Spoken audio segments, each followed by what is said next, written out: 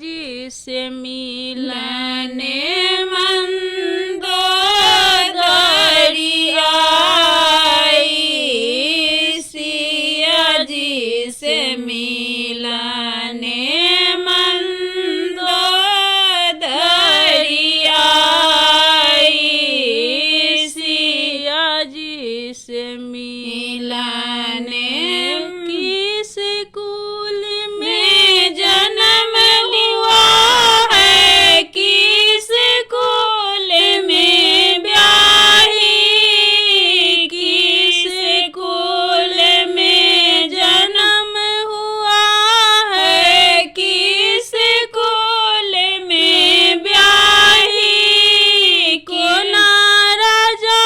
के राज दुलारी को ही हर ले जाई,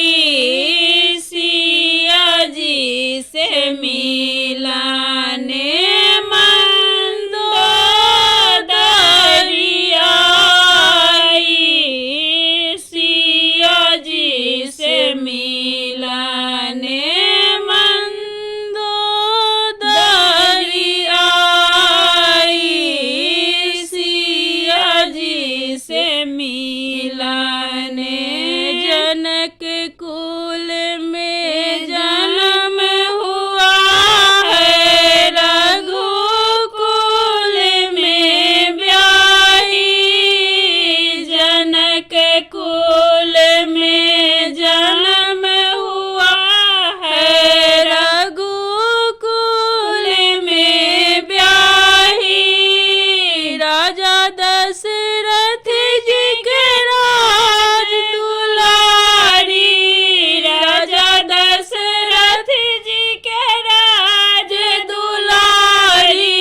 रावण हर ले जाई,